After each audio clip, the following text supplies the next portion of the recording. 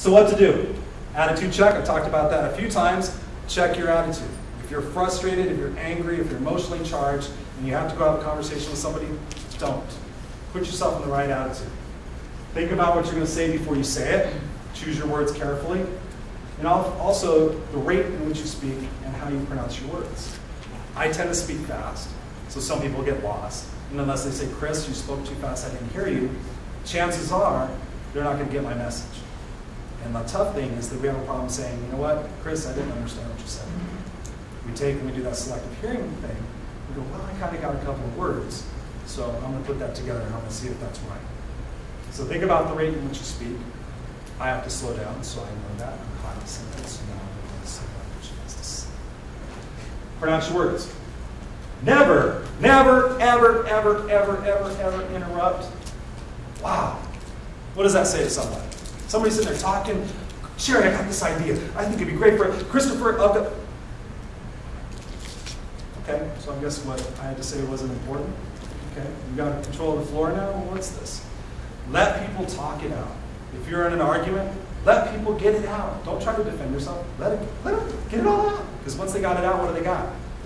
Nothing but time to listen to you. Do not interrupt. I've seen board meetings, I've seen relationships, groups. Somebody's talking, oh, there goes that interrupter again, and then what happens? I don't wait until they get done talking because they think they're in the world. It's hard. It's hard because we get excited. We want to jump on the bandwagon with them. Sometimes we're like, I agree with you, I agree with you. Just listen. Paraphrase, that's huge. So what I heard you say was, you want me to go ahead and have that report to you on your desk by Monday at 5 o'clock, and you want these things to be included. Is that correct? Yes. No, it wasn't. I'm sorry. I meant by Tuesday. Okay, great. You guys walk away from the conversation, you have a win-win situation. Ask questions. Don't be afraid to ask questions. So I'm just not getting it. What more do you want from this particular situation? I like to get more of your thoughts on this. Ask questions. It strengthens relationships because then people believe that you're investing in them and you're just not there to talk about yourself. As far as relationships go, is now a good time. Sometimes you may walk into somebody's office and say, okay, I got to talk to you about this, da-da-da-da. You don't know that if they just got a phone call from their daughter saying they're pregnant. You don't know if they just got a phone call from their husband saying that their mother-in-law just got put in the hospital and is on life support. You don't know whether or not they just found out their husband was cheating on them.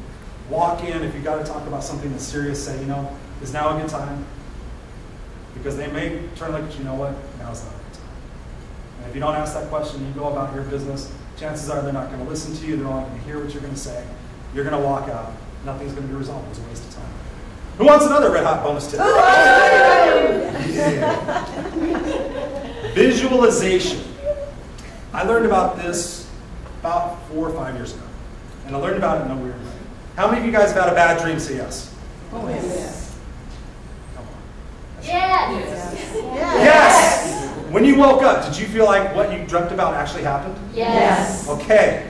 It's because your mind does not know the difference between reality and perceived reality. So you woke up, and you're just like, oh my God, oh my God, oh my God. Heart's racing, just, okay. You can use that same technique when you're dealing with relationships. When you're dealing with anything. I talk about goal setting and attitude. If you can close your eyes, if you're going to go into your boss's office and say, you know what, the first quarter profits that I told you were going to be $500,000 or only going to be $300,000, I know he's going to be pissed. Oh my God, I'm sweating hands. If you visualize in your mind for a few days, you see that scene. Okay, I'm going to walk in there, I'm going to say it, and see him upset, I'm going to stay calm, I'm going to have a few solutions that are going to help us get back on track, I'm going to remain composed. You know, you start doing that, you get that role playing in your mind, your body starts to become conditioned to it. And then when it actually happens, you almost feel like, okay, this seems kind of surreal, this seems like I've already done it before. Visualization is huge. Try it with your goal setting, try it with your relationships, try it with everything because it will start to manifest itself in your subconscious.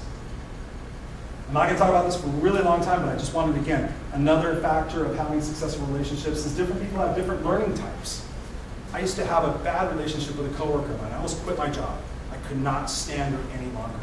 I was going to quit my job. I had enough. My boss was like, you two just need to understand each other. You two just need to get past your stuff. And it wasn't until I realized that she was a visual person and I was an auditory person. As far as the way we communicated, the way we shared reports, she would yell things at me and I would need to see them.